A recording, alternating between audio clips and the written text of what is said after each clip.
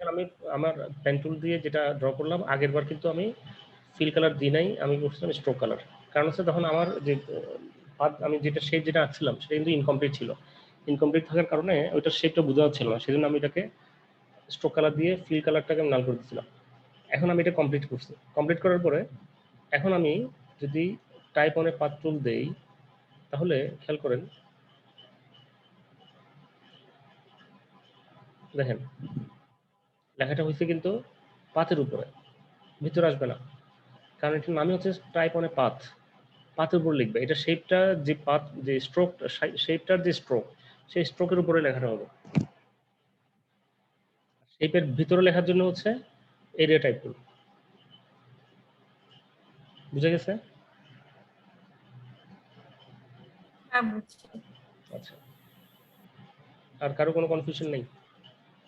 Sir আমি একটু বলতে চাচ্ছিলাম, হুম আমি একটু শেয়ার করি স্ক্রিনটা। হুম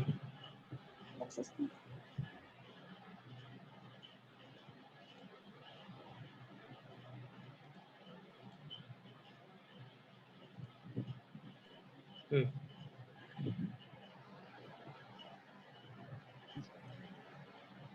দেখা যাচ্ছে স্যার? স্যার আমি যখন এখানে টাইপ অনে পাথ টুল দিলাম ইউজ করলাম, এখানে একটা পিছনে দেখা যাচ্ছে। হ্যাঁ এখানে স্ট্রোকটা দেখা, না না, স্ট্রোকটা কিন্তু নাই এখানে। স্ক্রিনটা দেখা যাচ্ছে না, স্ক্রিন আসে না। আসলে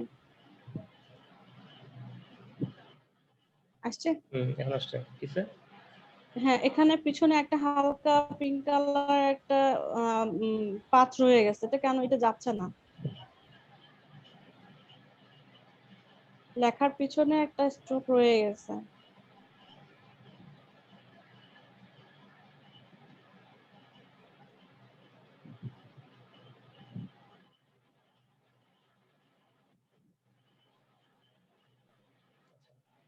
কন্ট্রোলটা আমাকে দাও।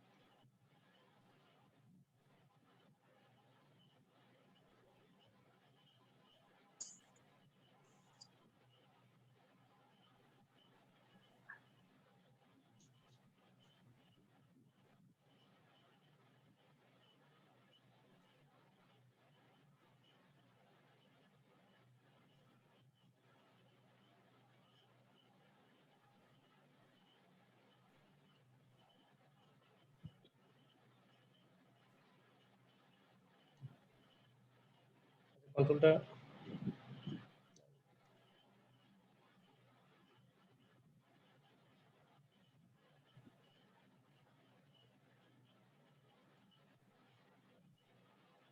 একটু ইয়ে করে দিতে।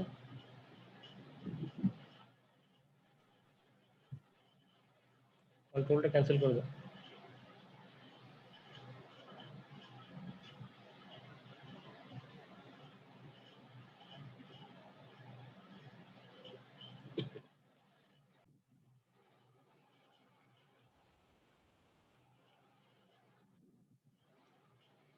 এরপর হচ্ছে আমাদের ভার্টিক্যাল টাইপ অনে পাথ টুল।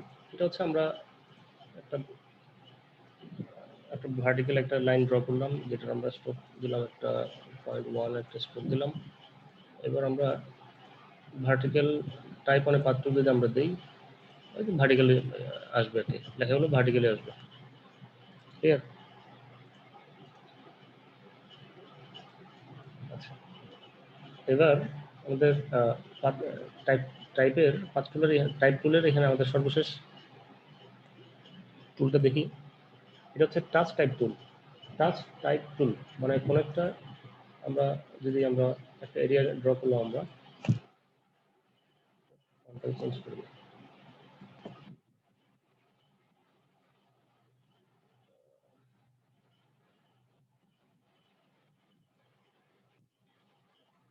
এখানে আমরা এখন কিন্তু আমরা কোনো একটা নির্দিষ্ট ক্যারেক্টারকে বা নির্দিষ্ট অক্ষরকে কিন্তু আমরা জাস্ট এখানে আমরা সিলেক্ট করে ধরতে পারি, সিলেক্ট করতে পারি ডাবল ক্লিক করে। আমরা এখানে ডাবল ক্লিক করে দেন আমরা এটাকে সিলেক্ট করতে পারি, সিলেক্ট করে এটাকে আমরা ফন্ট আকারে বড় ছোট করতে পারি। কিন্তু এই টাচ টাইপ টুল দিয়ে টাচ টাইপ টুল ক্লিক করে আমরা প্রত্যেকটা অক্ষরকে আমরা আলাদা করে জাস্ট একটা করে আলাদা করে আমরা ধরতে পারি এবং এটাকে চাইলে আমি এখন বড় করতে পারি। এটা আমার ট্রান্সফর্ম হচ্ছে, এটা কিন্তু ফন্ট বড় ছোট হচ্ছে না, আমার এটা ট্রান্সফর্ম হচ্ছে। খেয়াল করেন এটার ফন্ট সাইজ কিন্তু চেঞ্জ হয় নাই, ফন্ট সাইজ কিন্তু 10ই আছে, কিন্তু এটা আমার ট্রান্সফর্ম করতেছে। আমরা যেভাবে ট্রান্সফর্ম করতে হবে সেভাবে ট্রান্সফর্ম করতেছে। এটাকে আমরা চাইলে এখন চাইলে এই কর্নারে গিয়ে এখানে কি আমরা এটাকে ঘোরাতে পারবো। আমি একটু বড় করে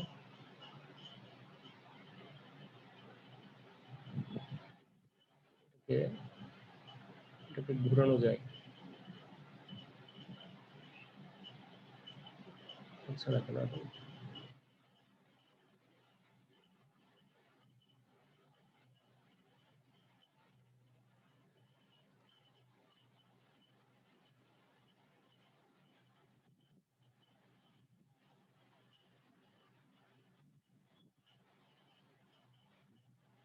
ঘোরানো যায়, এখন কন্ট্রোলটা আসতেছে না কোনো কারণে। আচ্ছা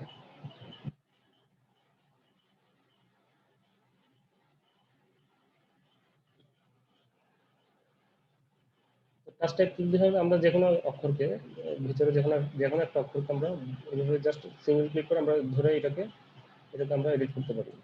এটা কিন্তু আমার ফন্ট চেঞ্জ হচ্ছে না, ফন্ট কিন্তু সেম রয়েছে 10 সাইজের, বাট এটাকে আমরা এই অবস্থায় রেখে আমরা এটাকে চেঞ্জ করতে পারি। ওকে,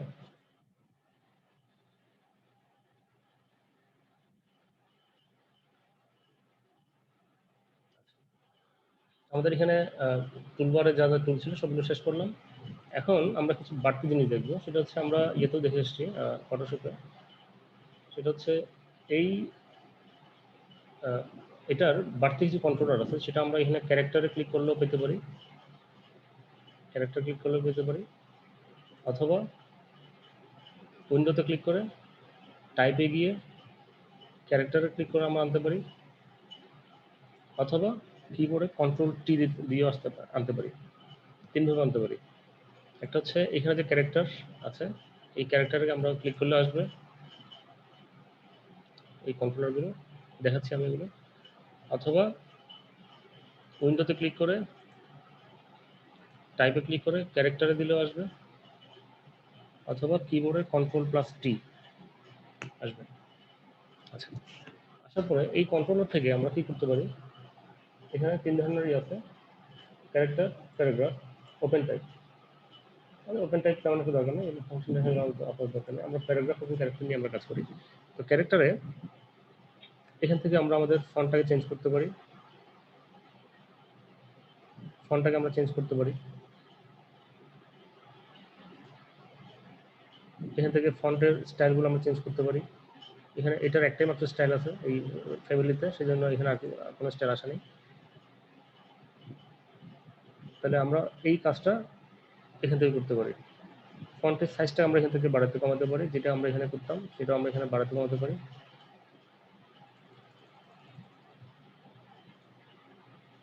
আচ্ছা,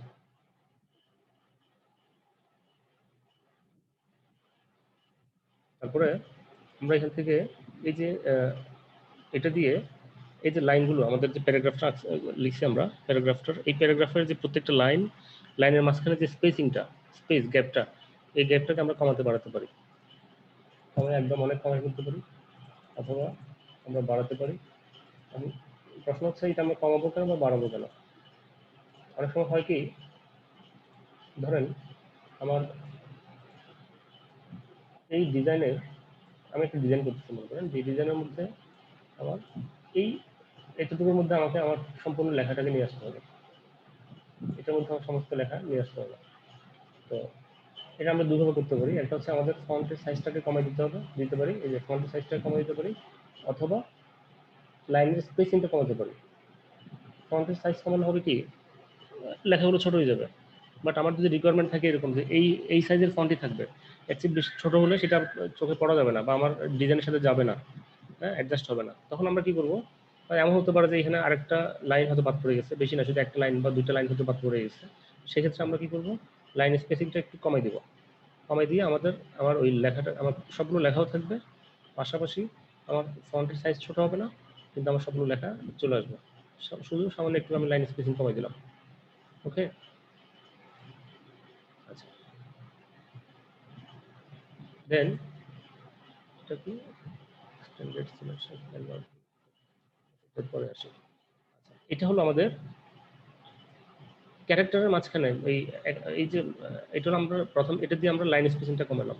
খেয়াল করেন এখানে সিম্বলগুলো দেখলে বুঝতে পারবেন, এই যে এখানে অ্যারোটা হলো উপর থেকে নিচের দিকে, এটা দিয়ে আমরা তার মানে উপর থেকে নিচে, দ্যাট মিনস আমরা লাইনের মাঝখানে স্পেসিংটা কমালাম। আর এখানে এটা দিয়ে হচ্ছে ক্যারেক্টার স্পেসিং কমানো বা বাড়ানো। ক্যারেক্টার স্পেসিং দুইটা, এই যে ক্যারেক্টার মানে এখানে প্রত্যেকটা অক্ষর হলো এক একটা ক্যারেক্টার, হ্যাঁ, এই ক্যারেক্টারের মাঝখানে যে স্পেসিংগুলো সেগুলো আমরা কমাবো বাড়াবো। আমি বাড়াই দিলাম, কমাই দিলাম, ঠিক আছে। এটাও এই যে যেটা বললাম, একটা এরিয়ার মধ্যে বা আমার একটা মানে স্পেসের মধ্যে, একটা জায়গার মধ্যে আমি যখন আমার লেখাটাকে যখন আমি আহ, আমাকে সাজাতে হবে, তখন আমাকে প্রয়োজন অনুসারে অনেক সময় আমাকে স্পেসিংটা, এই ক্যারেক্টার স্পেসিংটা বাড়াতে হবে অথবা কমাতে হবে। অনেক সময় হয় না যে কিছু লোগো থাকে, ধরেন এরকম, ধরেন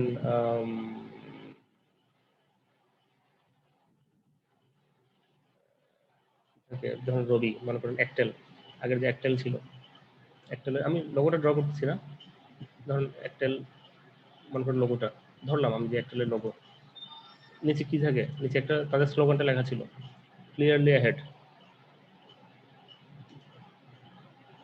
এরকম লেখা ছিল না ওদের আগে, স্লোগানটা এরকম লেখা ছিল। এখন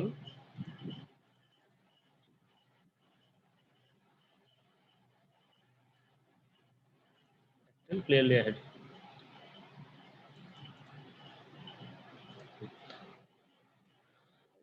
ওটা কি ভালো লাগছে দেখতে? ভালো লাগছে না।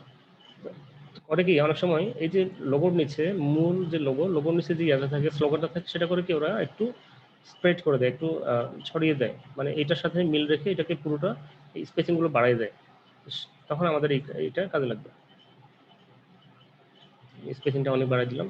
এরকম হয় কিন্তু, এরকম প্রায় ডিজাইনে আপনারা এগুলো দেখবেন, লোগো ডিজাইনে আপনারা এই জিনিসগুলো দেখতে পাবেন। এই যে, মানে মূল যে লোগো তার নিচে কি হয়, তাদের যে স্লোগানটা সেটা এভাবে স্প্রেড করে দেয়, ওই লোগোর যে জায়গাটা, যখন জায়গাটুকু পুরো জায়গা পরিমাণ সে ওইটাকে স্প্রেড করে দেয়। ঠিক আছে, তো আমরা এটা এইভাবে আমরা আমাদের স্পেসিংটা, ক্যারেক্টার স্পেসিংটা বাড়িয়ে বা কমিয়ে আমরা এটা এই কাজটা করতে পারি।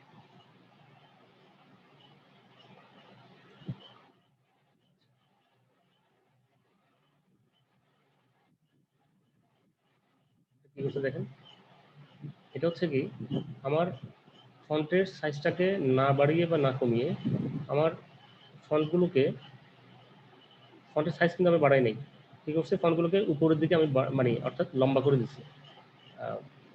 কি বলবো, এটা যখন 100% ছিল তখন সেটা ছিল নর্মাল অবস্থায়।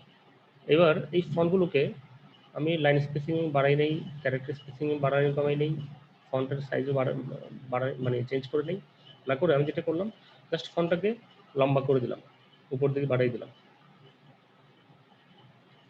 ক্লিয়ার? একইভাবে এটা দিয়ে ফন্টটাকে আমরা হরিজন্টালি আমরা, এটা এখন 100% আছে, হরিজন্টালি আমরা এটা চ্যাপ্টা করে দিলাম আর কি, মানে ডান দিকে টেনে দিলাম, আসলে চ্যাপ্টা করে নেই, আমার হাইটটা কিন্তু ঠিকই আছে, জাস্ট উইথটাকে আমি বাড়াই দিলাম, প্রত্যেকটা ফন্টের উইথটাকে বাড়াইতে পারি, বা এটাকে আমরা চাইলে আমাদের উইথটাকে কমিয়ে দিতে পারি।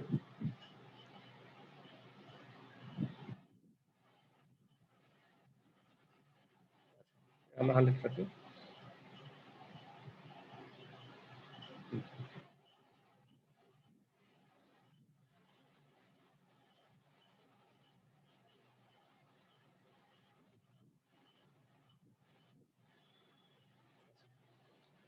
এবার এটা কি করে দেখেন, এটা হচ্ছে লেখাটাকে, এটা এগুলো তেমন কোনো ব্যবহার আসলে নাই।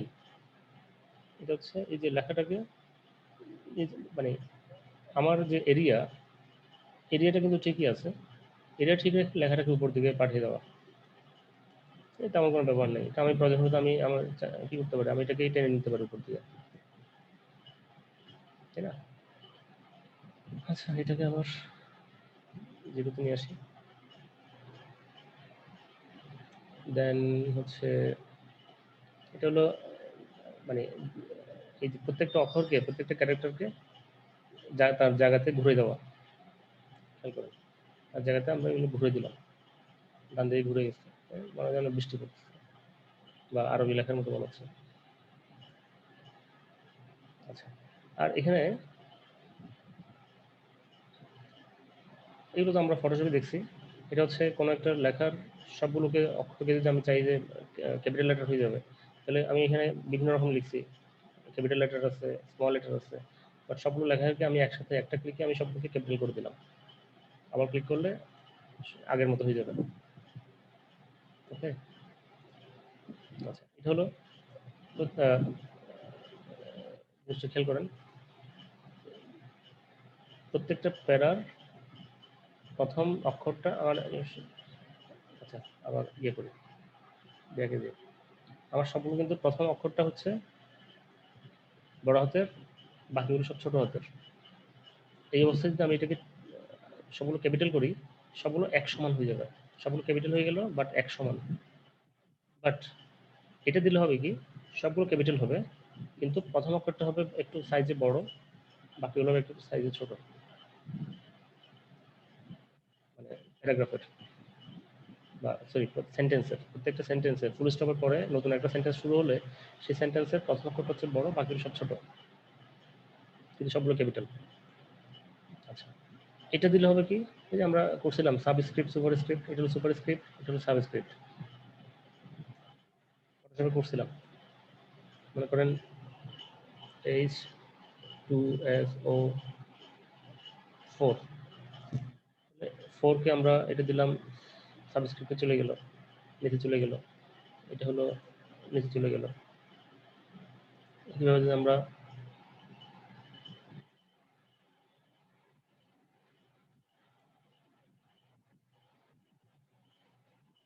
A+B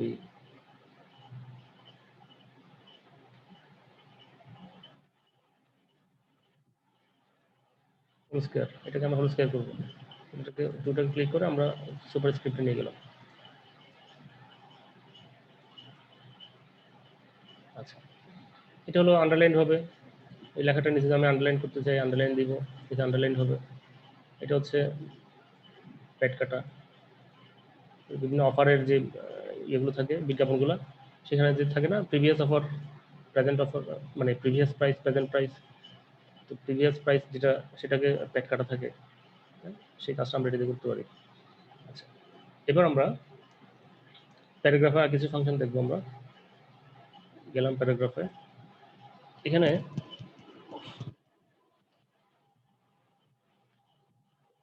অ্যালাইন লেফট, বাম পাশ থেকে অ্যালাইন করা আছে, এখন সেন্টার দিলে মাঝখান থেকে অ্যালাইন হবে, রাইট দিলে ডান পাশ থেকে অ্যালাইন হবে। আর এটা দিলে হবে কি, আমার সবগুলো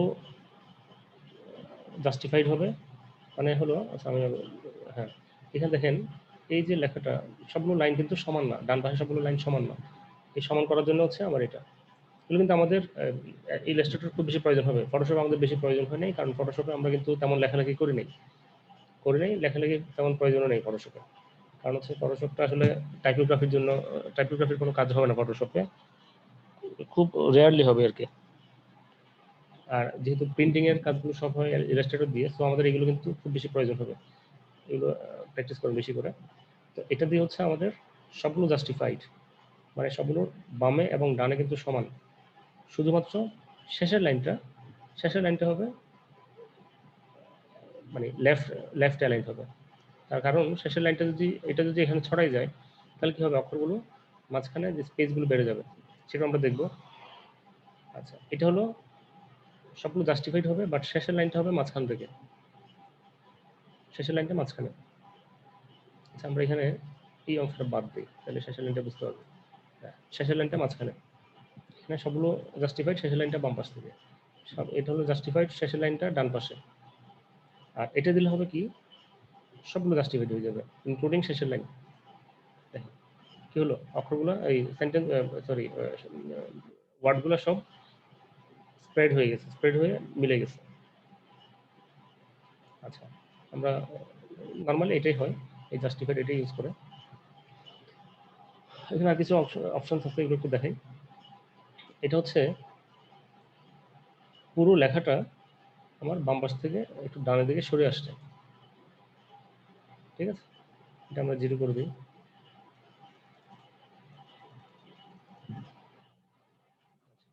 এটা দিলে হচ্ছে কি, প্রথম অক্ষর, প্রথম যে শব্দটা সেটা ডান পাশে, প্রত্যেকটা প্যারার প্রথম শব্দটা সরে আসবে ডান দিকে, প্রত্যেকটা প্যারার প্রথম শব্দটা ডান দিকে সরে আসবে। থাকে না এরকম পেপারে যখন লিখে,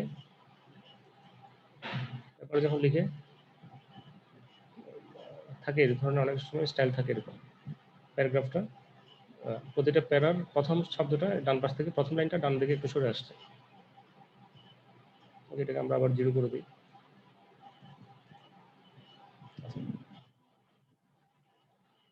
এটা হচ্ছে আমার প্রতিটা প্যারার মাঝখানে স্পেসটা বাড়িয়ে দিচ্ছে, যেখানে প্যারা হবে সেখানে স্পেসটা বেড়ে যাচ্ছে। শুধুমাত্র প্যারাটা কিন্তু একটা আরেকটার উপর ওভারল্যাপ করতেছে, যেহেতু আমি মাইনাস করে দিচ্ছি। অন্য কোনো সেন্টেন্স কিন্তু একটার উপর একটা, অন্য কোনো লাইন একটার উপর একটা ওভারল্যাপ করে নেই, শুধুমাত্র প্যারাটাই, যেখানে প্যারা সেখানেই ওভারল্যাপ হচ্ছে বা সেখানেই স্পেসটা বাড়তেছে। ক্লিয়ার? আচ্ছা এখানে ওই যে এটা বাম পাশ থেকে, এটা ছিল বাম পাশ থেকে সরে আসছে, এটা হলো ডান পাশ থেকে সরে যাবে।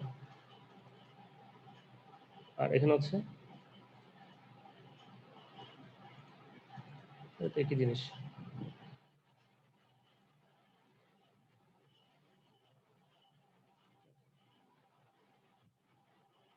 এই ছিল আমাদের টাইপোগ্রাফি নিয়ে মোটামুটি বেসিক জিনিসগুলো।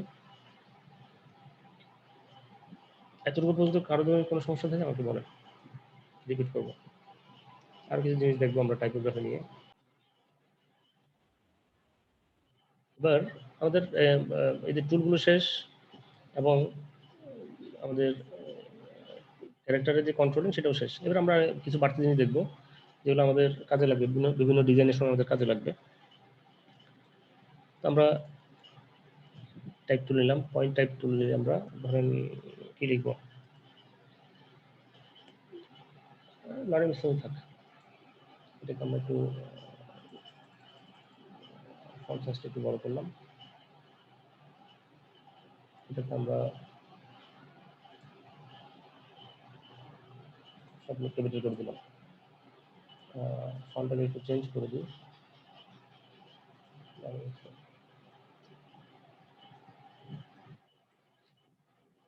ফটোশপ হচ্ছে কিন্তু এটা অনেক ইজি। ইজি বলতে কি, মানে আমাদের এখানে কন্ট্রোলিং গুলো অনেক ইজিলি আমরা করতে পারি।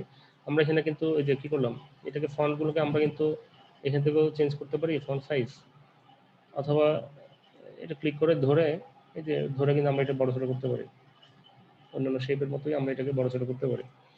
আচ্ছা একটু ছোট করি। আর ফটোশপে যেমন আমরা কোনো একটা ইমেজের উপরে লিখতাম, ওরকম কি এখানে করা যাবে না? কিরকম? কোনো একটা ইমেজ ইম্পোর্ট করলাম, ওটার উপরে আমরা টাইপ করলাম, এরকম করা যাবে না? হ্যাঁ অবশ্যই করা যাবে, ইমেজ বা কোনো একটা, মানে যেখানে ব্যাকগ্রাউন্ডের উপরে মানে হ্যাঁ হ্যাঁ অবশ্যই করা জি যাবে, জি। অবশ্যই করা যাবে, সবকিছু করা যাবে। ইলাস্ট্রেটর অনেক অনেক ফ্লেক্সিবল, ইলাস্ট্রেটর কাজগুলো অনেক ফ্লেক্সিবল। আচ্ছা এটাকে আমরা বিভিন্ন শেপের আমরা তৈরি করব। দেখি একটা কিছু একটা লিখলাম আমরা, লেখার পরে ওইটা সিলেক্ট করা অবস্থায় দেখেন উপরে প্যারাগ্রাফের ডান পাশে একটা, এই যে এখানে একটা কিছু একটা দেখা যাচ্ছে, মেক এনভেলপ। এটা আমরা এখান থেকে করতে পারি, অথবা অবজেক্টে গিয়ে আমরা এই যে এনভেলপ রেস্টোরে গিয়ে আমরা এখানে করতে পারি, এখান থেকে আমরা র্যাপ করতে পারি। ওকে, আচ্ছা, এখান থেকে এখানে ক্লিক করার সাথে সাথে কিছু একটা হয়ে গেছে, এটা একটু আর্ক হয়ে গেছে, তাই না? আর্ক হয়ে গেছে, খেয়াল করেন এখানে অনেকগুলো অপশন আছে, অনেকগুলো অপশন। আর্ক আছে, আর্ক লোয়ার, নিচের দিকে আর্ক হবে, উপর থেকে আর্ক হবে, হ্যাঁ? তারপরে বিভিন্ন রকমের, প্রত্যেকটা আমি দেখাবো একটা একটা করে। তো এই আর্কে ক্লিক করা অবস্থায় মানে আমি যখন এখানে এটা যখন ক্লিক করলাম সাথে সাথে কিন্তু ডিফল্ট ভাবে ওই আর উপরের ওইটা চলে আসছে, আর্কেটে চলে আসছে। আচ্ছা, এখান থেকে আমরা হরিজন্টালি ভার্টিক্যালি, হরিজন্টালি দিলে এটা এই যে মানে উপর থেকে নিচের দিকে এটা কি হচ্ছে, এটা আর্কটিক হয়ে যাচ্ছে। ঠিক আছে, এটাকে আমরা আমাদের এগুলো কিন্তু খুব বেশি প্রয়োজন হবে, এগুলো আমাদের বিভিন্ন ডিজাইনে, যে টি শার্ট ডিজাইনে খুব বেশি প্রয়োজন হবে এগুলো, মানে এগুলো অ্যাভয়েড করে যাওয়াই যাবে না। তারপরে আমরা যখন স্টাম্প বানাবো, ডিজিটাল স্টাম্প এগুলো কাজে লাগবে। আচ্ছা, যদি ভার্টিক্যাল দিই খুব পিকুলিয়ার কিছু একটা হবে। এই আগের দিনে সিনেমার পোস্টার হতো না এরকম, বা এরকম সিনেমার পোস্টার হতো, সিনেমার নামগুলো এইভাবে থাকতো, এখানে আবার বিভিন্ন গ্রেডিয়েন্ট থাকতো, বিভিন্ন কালারের থাকতো এক একটা, সবগুলো আমরা কিন্তু করতে পারবো, প্রত্যেকটা আলাদা, প্রত্যেকটা অক্ষরকে আমরা আলাদা আলাদা করতে পারবো। তবে এখানে একটা বিষয় হলো, যখন আমরা একবার যখন এই টুলটা দিয়ে আমরা যখন আমাদের এই টেক্সটটাকে কোনো একটা ডিজাইন করে ফেলবো, তখন কিন্তু এটা কিন্তু আর ফন্ট আকারে থাকবে না, টেক্সট আকারে থাকবে না, তখন এটা শেপ হয়ে যাবে। দ্যাট মিনস তখন আমি যদি ক্লিক করি, ওকে দিলাম, এখন কিন্তু এটাকে আমরা কিন্তু আর টেক্সট টুল দিয়ে কিন্তু আমরা এটাকে আর এডিট করতে পারবো না, ফন্টটাকে আর এডিট করতে পারবো না আমরা। সো ফন্ট কি হবে না হবে সব আগেই টেক্সট অবস্থায় থাকতেই আমরা এটাকে সবগুলো, ফন্ট কি হবে বা ফন্টের সাইজ কি হবে, সাইজ পর আমরা চেঞ্জ করতে পারবো, ফন্ট সাইজ হিসেবে না, আমরা শেপের সাইজ হিসেবে বড় ছোট করতে পারবো। ফন্টের স্টাইলটাকে আমরা আগেই সব ঠিক করে ফেলতে হবে, ঠিক করে দেন আমরা এই কাজটা করব। ওকে, তাহলে এই হলো আমাদের আর্কের কাজ। পরেরটা যদি করি আমরা, চমৎকার একটা বিষয়, এটা হলো উপরের দিকে সমান থাকবে, আমার এই লেখার উপরের দিকে সমান থাকবে, নিচেরটা হয়ে যাবে আর্কটিক। এখানে কিন্তু আমার এই আর্কে কিন্তু আমার পুরো লেখাটাই কিন্তু আমার আর্ক হচ্ছে, উপরে এবং নিচে পুরোটাই। বাট আমরা যদি পরেরটাতে যাই, উপরের অংশটা সমান থাকবে, নিচেরটা আমার এই যে এখানে দেখা যাচ্ছে, এই সিম্বল দেখলেই বুঝতে হবে উপরেরটা সমান, নিচেরটা কিন্তু আমার রাউন্ডেড। ওকে, আচ্ছা, এটাকে আমরা এখন যদি মাইনাসের দিকে নিয়ে যাই, তাহলে কি হয়ে যাবে, উপর দিকে উপরটা আমার সমানই থাকবে, বাট নিচের অংশটা এখন ভিতরের দিকে ঢুকে গেছে। আমাদের টি শার্ট ডিজাইন কিন্তু এগুলো কাজে লাগবে। আমরা যদি ভার্টিক্যাল যদি যাই,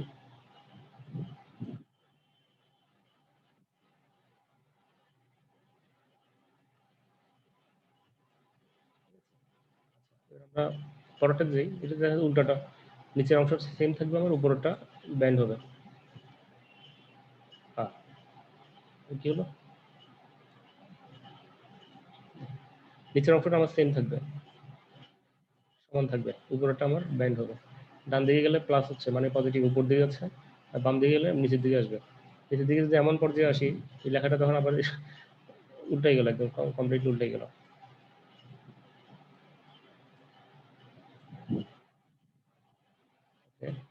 দেন এই আর্ক এবং এই আর্ক দুটার মধ্যে একটু ডিফারেন্স আছে, ডিফারেন্সটা আপনার কাজটা দুটোই আমি দেখাবো পাশাপাশি। এই আর্কটা দেখেন, আর আচ্ছা একটা কাজ করি, এটা পাশাপাশি রাখি,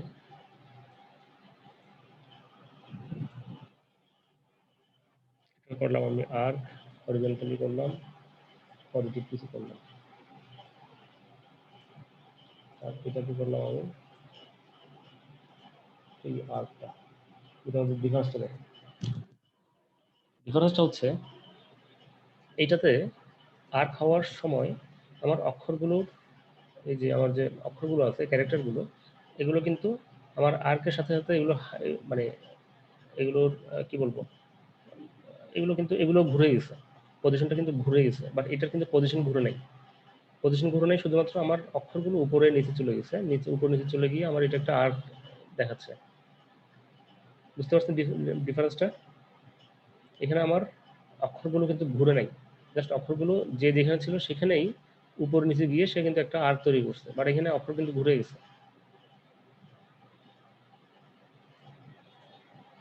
ক্লিয়ার?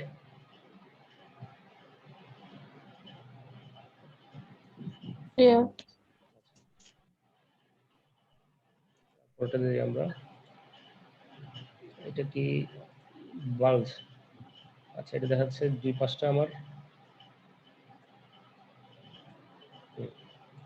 মানে আমার দুই পাশে সমান রেখে মাঝখানে ফুলাই দিছে আর কি, ফুলে পেঁপে বড় হয়ে গেছে, এদিকে মাইনাস হয়ে গেছে। আচ্ছা, দেন আমরা এটা কি হচ্ছে,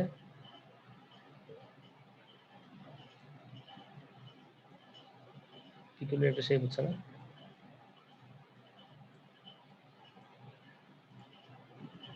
শেল আপার, মানে এটা তো হলো শেল লোয়ার, মানে নিচের অংশটা আমার এই যে ডেক্সির মতো হয়ে গেছে আর কি, পাত্রের মতো, আর শেল আপার দিলে উপরেরটা হবে ঝিনুকের শেপ আসছে। ঝিনুকের শেপ। আচ্ছা, তারপর হচ্ছে এটা ফ্ল্যাগের মতো হবে। এগুলো কিন্তু আমাদের সব, এগুলো বিভিন্ন ডিজাইনে কিন্তু প্রচুর কাজে লাগবে, টি শার্ট ডিজাইনে বেশি লাগবে এগুলো। ওয়েবের মতো হবে, কি হচ্ছে আসলে ওয়েবের মতো? আচ্ছা, অক্ষরগুলোর মধ্যে উপরে নিচে কিন্তু আমার উপরে এবং নিচের জায়গাগুলো সমান, সমান থেকে মাঝখানে এগুলোকে ওয়েবের মতো ঘুরে দিচ্ছে, এটা মাছের মতো হবে, সুন্দর না মাছ? এটা এদিকে হবে, ডান দিকে। কি মাছ এটা? ফলোইং মাছ, এটা তো ওই যে, আচ্ছা, দেন রাইস।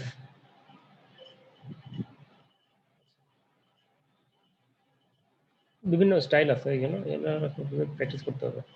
এটা কি ফিশ আই, চোখের কি মাছের চোখের মতো।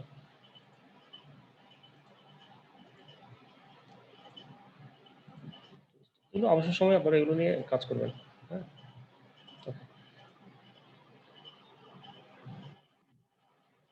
আচ্ছা, এখন আরেকটা জিনিস দেখাবো, ইম্পর্টেন্ট একটা জিনিস, সেটা হচ্ছে আমরা যখন কোনো একটা ডিজাইন যখন আমরা করব, কোনো একটা টেক্সট যখন আমরা আমাদের ডিজাইনে যখন কোনো একটা টেক্সট থাকবে, তখন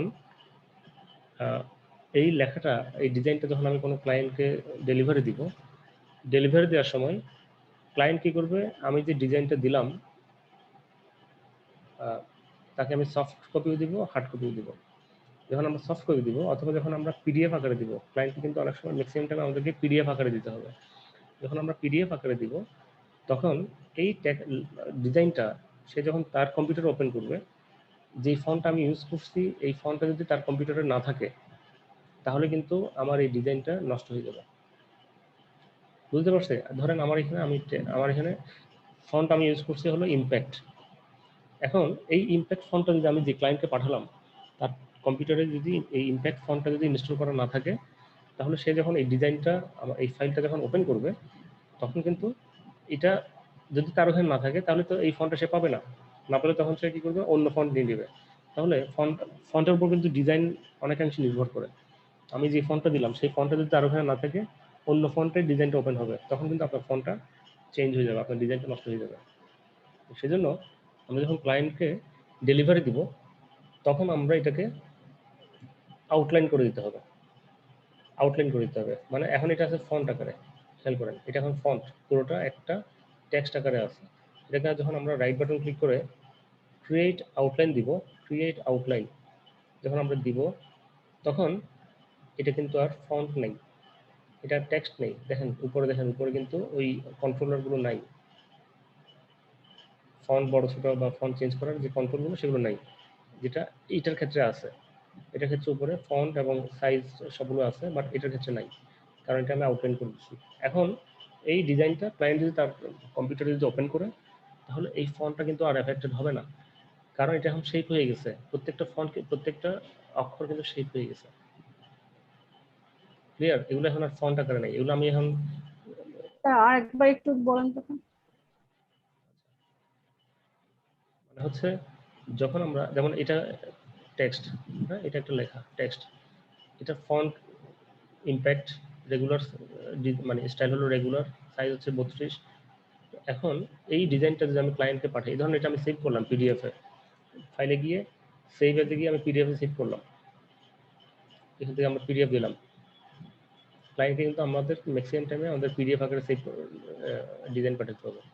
তো পিডিএফ আকারে যদি আমি ডিজাইন পাঠাই, সে যখন তার কম্পিউটারে এটা ওপেন করবে, তখন এই যে ফন্টটা, এই ফন্টটা যদি তার কম্পিউটারে না থাকে, হ্যাঁ, বা তার কম্পিউটার হোক বা প্রেস যেখান থেকে সে প্রিন্ট করবে, সেখানে যদি এই ফন্টটা না থাকে, তাহলে এটা ওপেন হওয়ার সময় এই ফন্ট তো থাকবে না, যেহেতু তার এখানে নাই, এই ফন্ট দিতে সে ওপেন হতে পারবে না এই ডিজাইনটা, তখন এটা সে কাছাকাছি অন্য কোনো ফন্ট নিয়ে নেবে বা ডিফল্ট কোনো ফন্ট নিয়ে নেবে। তো ডিফল্ট ফন্ট যদি নিয়ে নেয়, আপনি যে ফন্ট ডিজাইন করছেন সেই ফন্টে যদি না থাকে, অন্য ফন্টে যদি ডিজাইনটা ওপেন হয়, তাহলে তো ডিজাইনটা নষ্ট হয়ে যাবে, ডিজাইনের যে মূল বিষয়গুলো তো নষ্ট হয়ে যাবে, তাই না? এই জন্যই আমরা যে কোনো ডিজাইন আমরা যখন ক্লায়েন্টকে পাঠাবো, সফট কপি বা পিডিএফ আকারে যখন পাঠাবো, তখন এটাকে আমরা আউটলাইন করে পাঠাবো। আউটলাইন হচ্ছে জাস্ট লেখাটাকে ক্লিক করলাম, সিলেক্ট করলাম, দেন রাইট বাটন ক্লিক করে ক্রিয়েট আউটলাইন, এবার এটা আউটলাইন